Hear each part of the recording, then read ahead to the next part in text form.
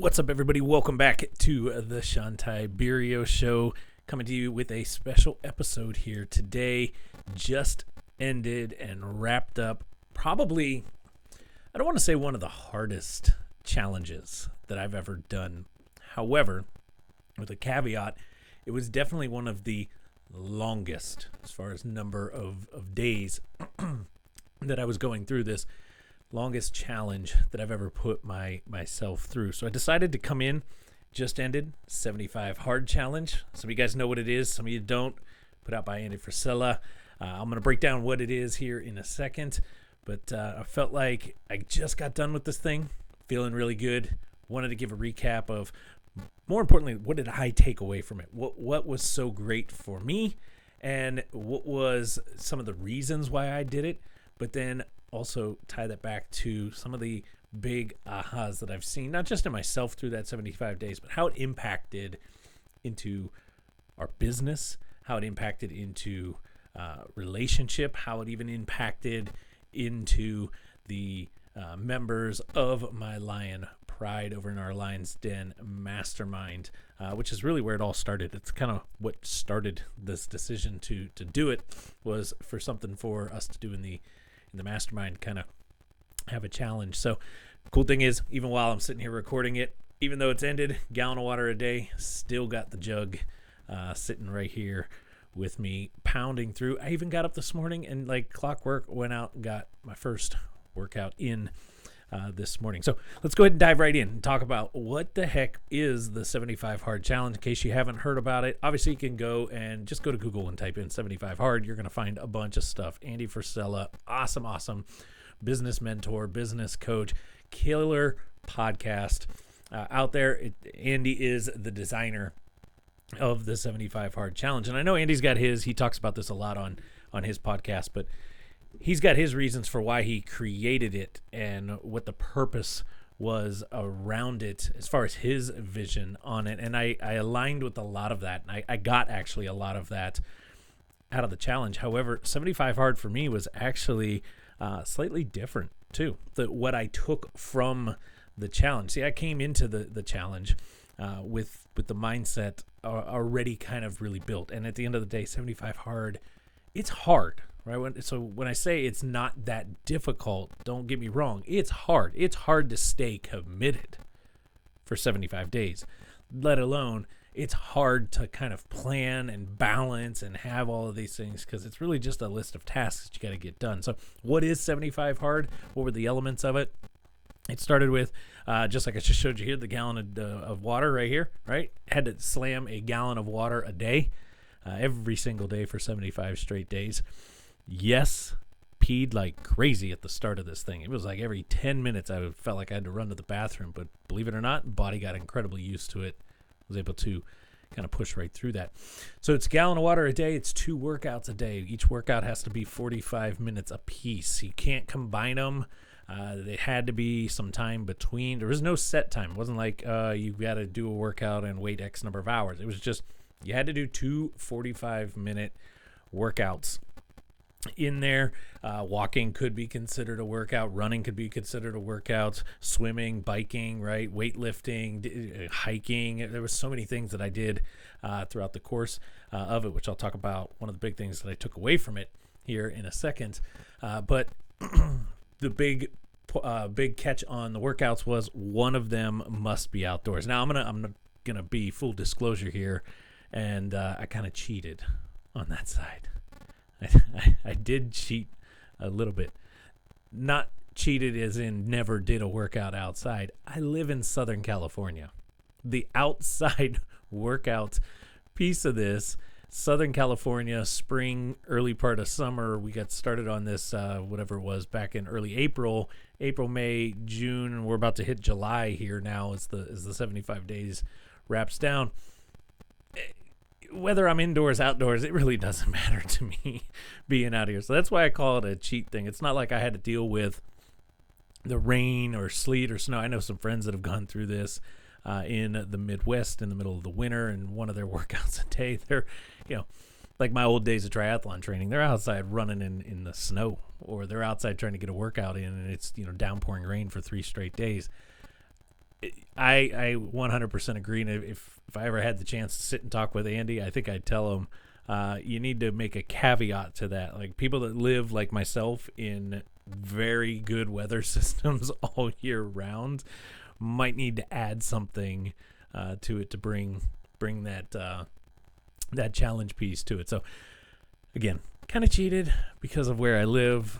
However, it was one of the rules. Got to be outdoors, at least one of them. I actually love that part of it because it forced people to get up and go out. And I'll talk a little bit about that here in a second because there were some times where I wasn't getting the second workout in until like 9, 10, 10:30, even 11 o'clock at night. And yeah, I had done another workout during the day, but it was indoors. It was some weights indoors. So that one had to be outside. And, well, it kind of sucks to have to get your butt up and go outside at 10:30, 11 o'clock at night. Good thing is, I don't have the cold. I don't have all the weather to go. So, 2 45-minute workouts, gallon of water a day. Read 10 pages. What I love that Andy did in here is, I read a ton as it is. I was always a big reader. I got bookshelves galore all through the office here. I read a lot anyway. And I do read a ton, even when it's not a book. I'm always reading some sort of a blog article or content piece or something like that, right? Always researching, always doing stuff, always trying to get better at the craft and enhance our business, Top Results Consulting, and move the agency forward. So I'm reading all the time. But I love how Andy put it. It had to be a physical book. So what did that do? It got me into revisiting some books that I had otherwise, read once or twice, and they'd been sitting on the shelf for quite some time. I did start a book and finish the book that Andy kind of recommends with this, Good to Great to Unstoppable. Phenomenal book. Loved it like crazy. There's going to be a ton of episodes coming off of some of the concepts and elements out of that book on it. However, what it did was it forced me to then go back because I had to be into a book. So when I would get in here to the office, I'd be sitting around and I'd just reach over and I'd grab one of the books and I'd flip through and skim through and find something that caught my eye. And then I'd read 10 pages from that section of that book. So I was bouncing from book to book and it was refreshing a ton of things and started to kind of click again that I'd otherwise, I don't want to say forgotten, but I'd otherwise let some of the details behind it or the motivation or the creativity from it kind of dissipate. And it got me back into some of the books that I had here in the office. So if you ever decide to do it, that's a easy technique. You've got books laying around. I'm sure you do.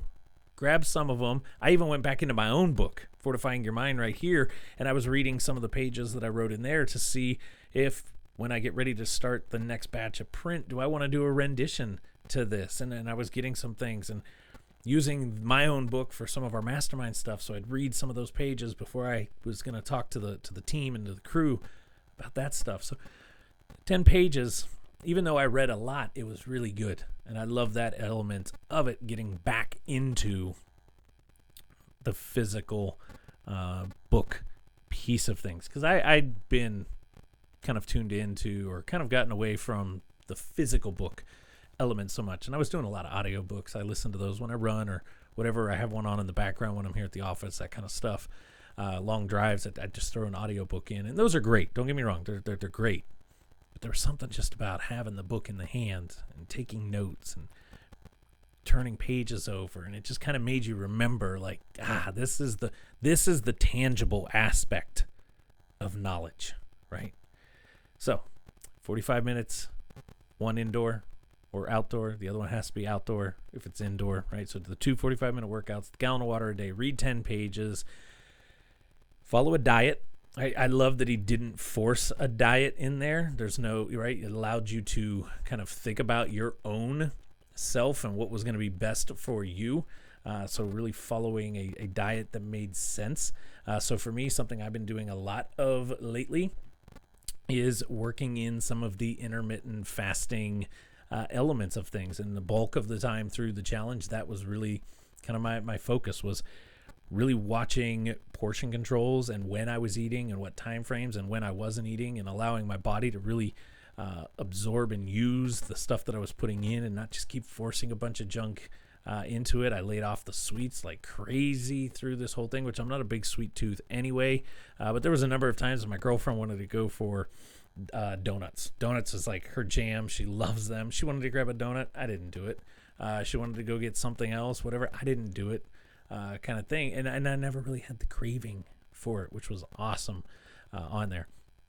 And then the final piece to the 75 hard, which wasn't a difficult challenge for myself, because I'm not really big into alcohol anyway, and that was the no drinking, no alcohol during the 75 days. I'm not real big into, I don't do it a ton.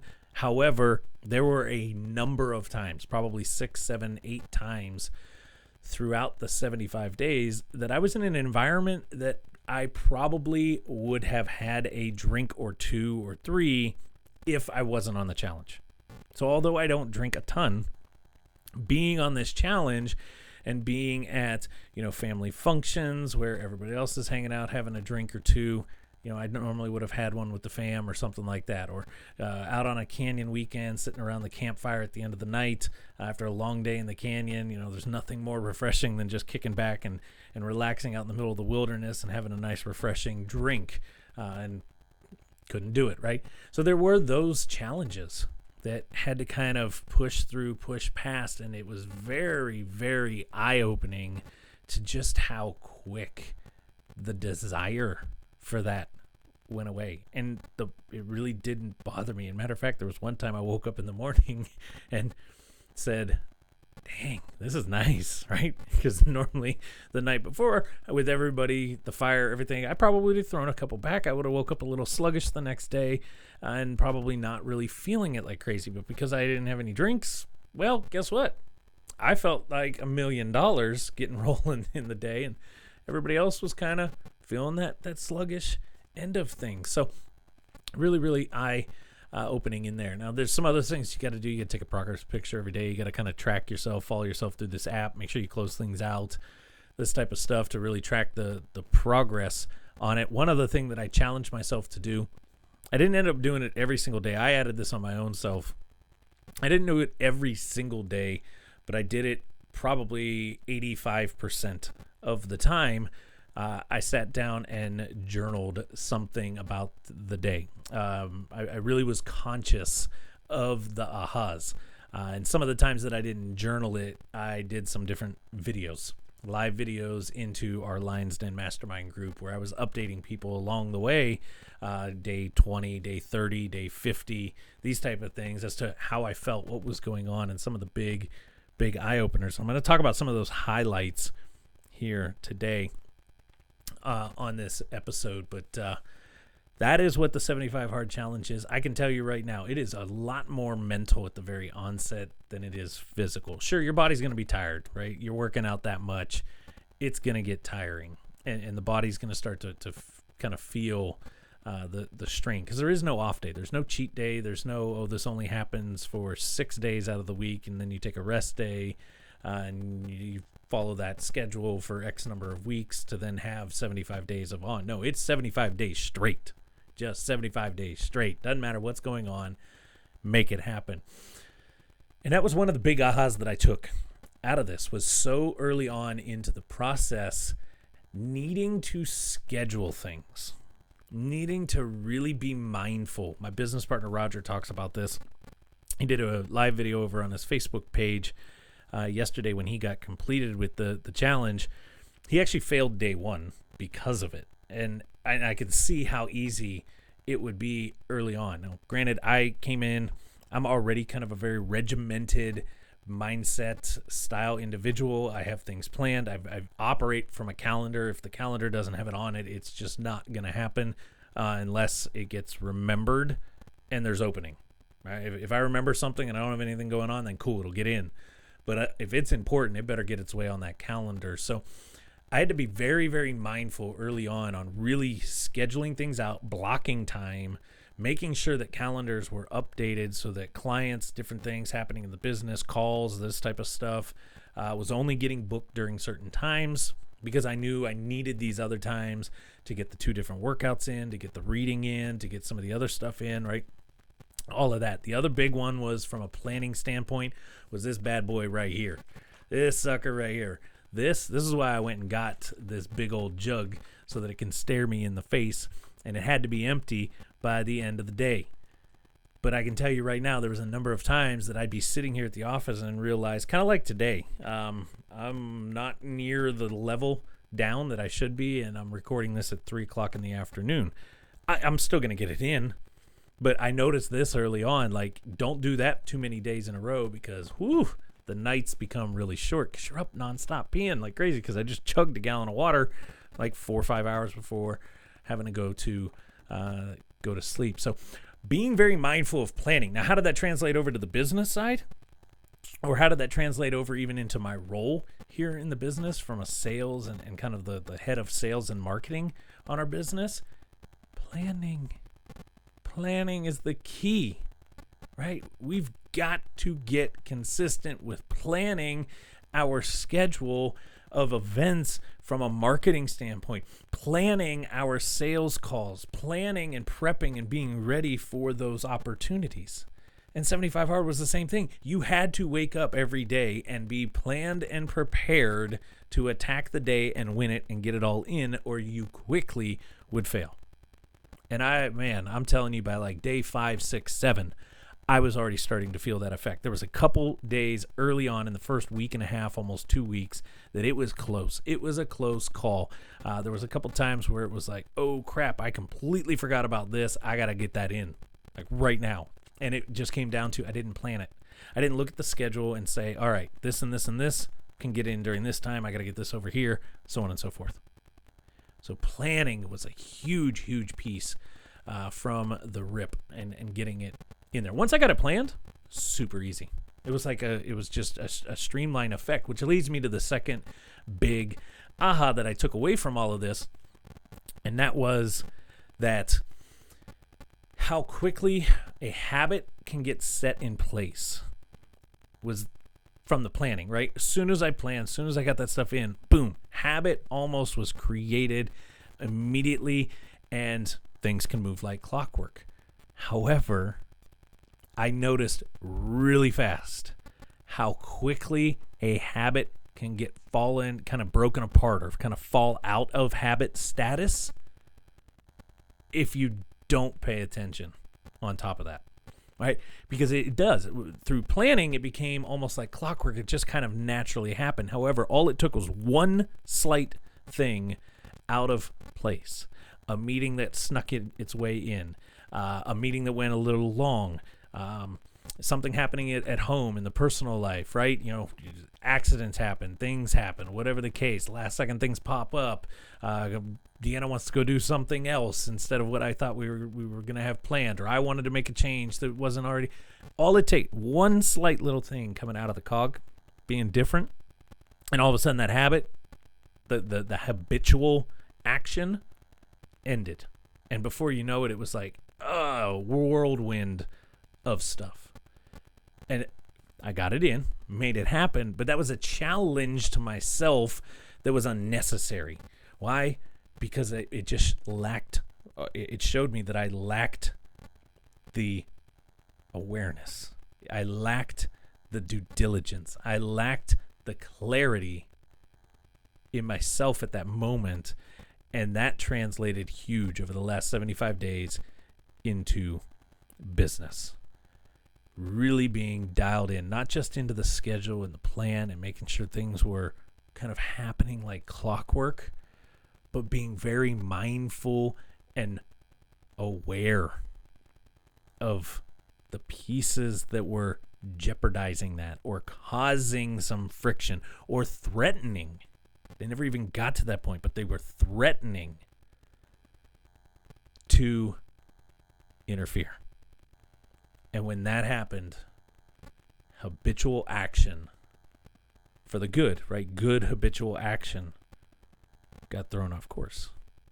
And we can't have that, right? In 75 Hard, that's a fast way of failing. It's probably one of the ways, if I had to guess, that's probably one of the reasons why majority of people that fail end up failing it, right? The majority that go through it and do end up failing and having to start back over, I bet that's a big reason why they failed it. Something, they were in a good rhythm, and a curveball, right? Life threw a curveball somewhere, and they weren't expecting it.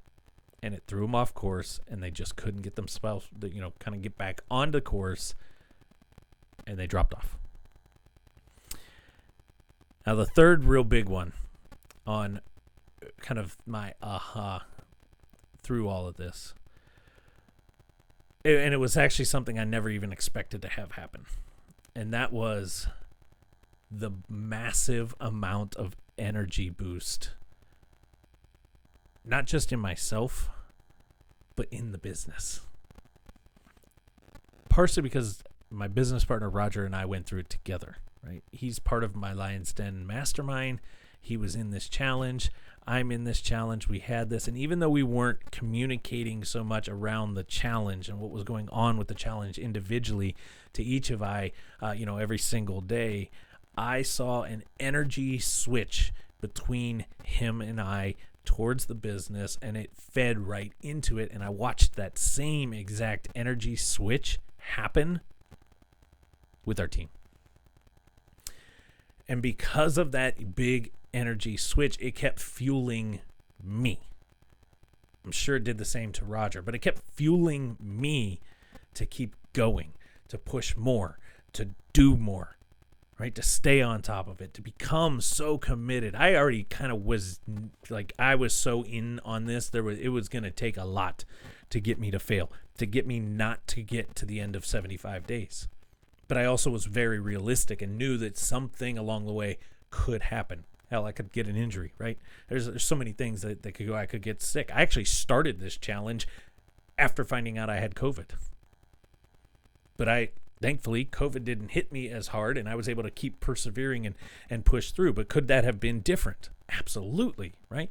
So, but because this energy boost built up, and I had it happen or be said by a number of people throughout the course of the last 75 days, you're like a dang bunny, right? You don't stop. You're just going, right? Energizer bunny, take the battery out of him. Because there was a number of times where it'd be 10:30, 11:30 at night, midnight. We're laying in bed, and I'd look at Tiana, and I'm like, I'm not tired. I'm not tired. My mind's going a million miles a minute. I got ideas galore.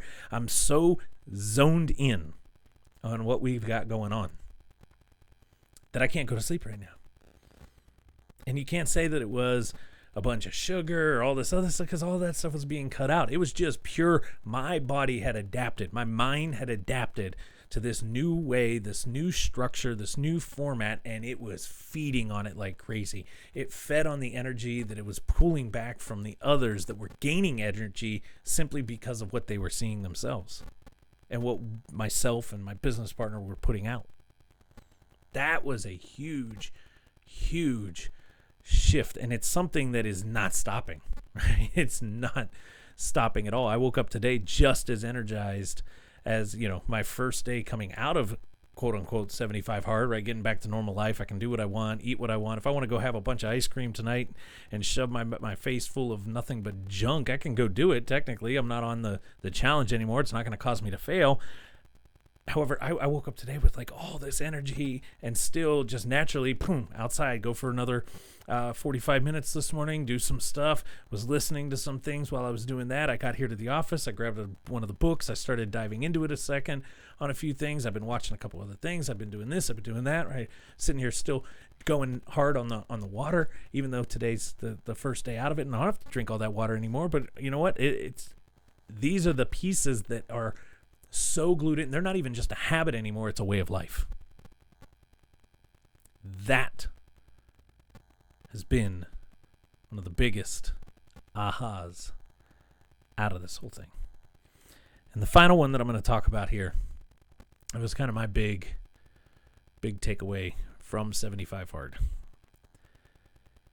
And this might sting a few people out there, but I feel like it needs to be said. It made me realize just how lazy and self-sabotaging people are. And I'm going to talk more to the entrepreneur, the business owner. That's who I deal with every single day. I deal with them when they're trying to figure out how to sell themselves better, sell their business better, how to market themselves better.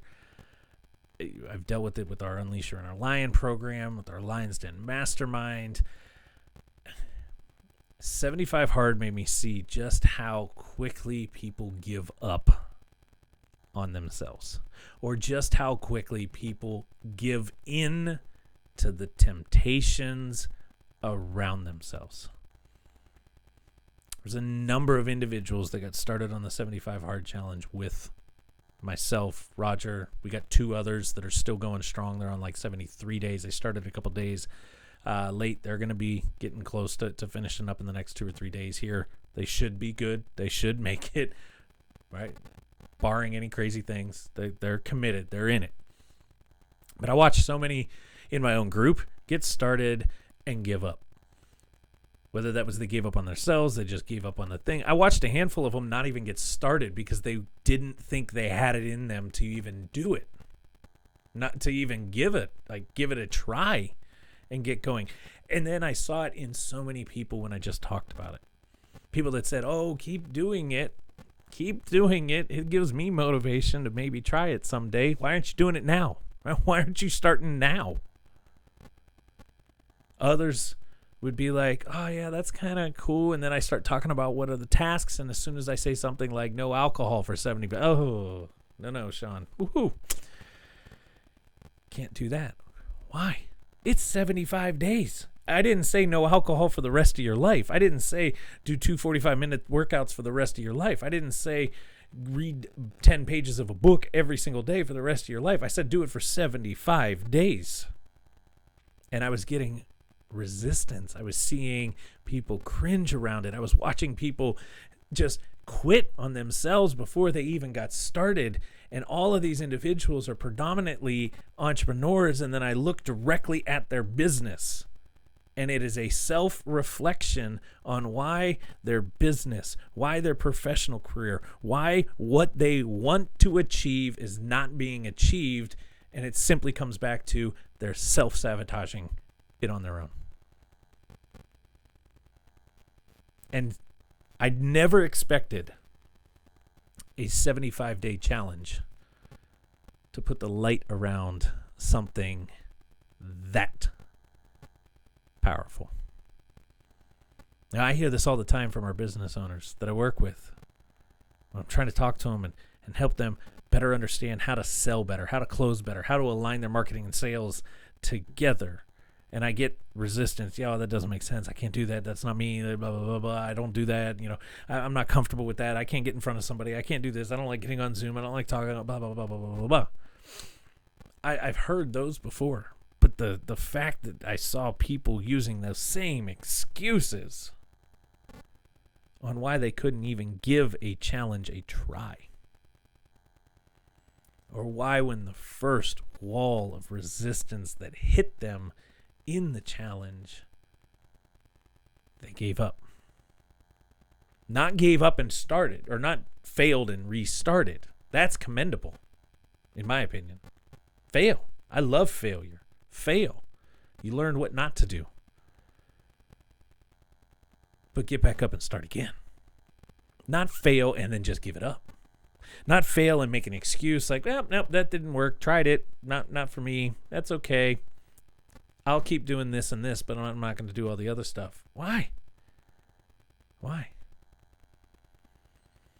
So that right there was a big eye. It wasn't so much of a powerful element, right? It wasn't earth-shattering. It didn't change anything so much for me other than it really opened up my eyes.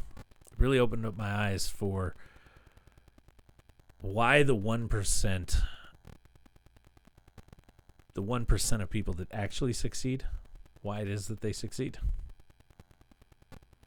And I'd be curious to know what some of the stats are around 75 Hard and how many actually make it through and so on and so forth, because I bet it's a small percentage.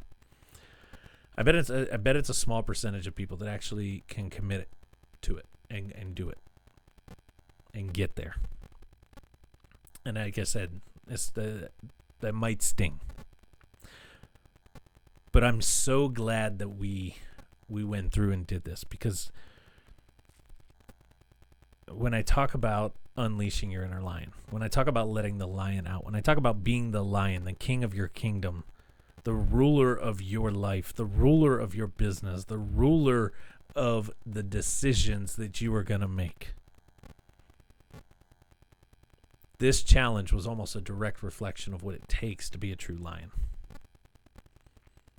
You see, in the Unleash Your Inner Lion program, we talk about letting loose of the chains and not trying to go down this path of, I want a better life and a better future. I want my business to be bigger. I want to do more things. And I'm looking, it's in my mind. I've got it. I got the vision. I know exactly what I want. I'm listening to all these people. I've created every vision board that I could possibly create to put out there for what I want, but I can't achieve it. And when in reality, what's really happening is you're trying to go down that path, looking out at that image that you've created for it in your mind, and your eyeballs are still stuck on the shit that's holding you back. And when I draw this out for people, it's a huge eye-opener. But envision a individual walking down the street, being chained to a building, trying to get to the next street, but looking back at the building and the chain that's holding them back, and wondering why they can't get there. Because they're so focused on what has happened that continues to hold them down, because they're focusing on it instead of losing the focus on it, dialing in on where they want to go, making the change, forgetting what has happened in the past, and watch how quickly those chains break. Watch how quickly those limiting elements stop holding you back. You see, this is why it's so powerful around becoming a lion. A lion, a lot of times, especially the male, gets thrown out at a young age as a cub, gets kicked to the curb and told, survive, fend for yourself, go build your own pride. Why? Because you can't have too many male lions in a pack. You can't have too many male lions hanging around. Can't have too many rulers. So a lot of times the males are sent out, and only the survival fittest, like the top of the top, the cream of the crop, the 1% of those lions make it by either building their own pride, gaining their own territory, or conquering and taking over some other lion's prized possession.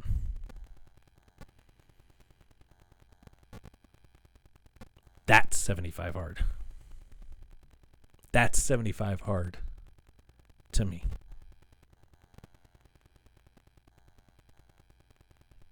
I've been asked this question a few times already. Will you do it again? Will you go through it again? Will you continue on? There's more to it, right? There's another phase behind 75 hard is the lead in, and then there's phase 1 and so on and so forth. Will you do these other phases? Probably. And I would probably do the 75 hard challenge again with some folks and push them through. Why? Because I bet I'm going to take even more from it. Why? Because it's going to make me even a stronger lion than I already am. But more importantly, I encourage those of you out there. I'm not saying you got to go do 75 hard, but I am encouraging you, find something like that is a challenge and really grind it out and be aware of the things that stick to you. Be aware of the changes that makes in your life, in your business, in your confidence. And there's going to be more on this as I bring you guys more episodes, topics. I'm going to tie this into how's the principle behind Andy Frisella and the 75 hard challenge. How's the principle behind that tie in so well, in my opinion, to the way we market, to the way that we sell, to the way that we execute business, to the way that we be the CEOs of not just the name that we call our business, but the CEO of everything we do.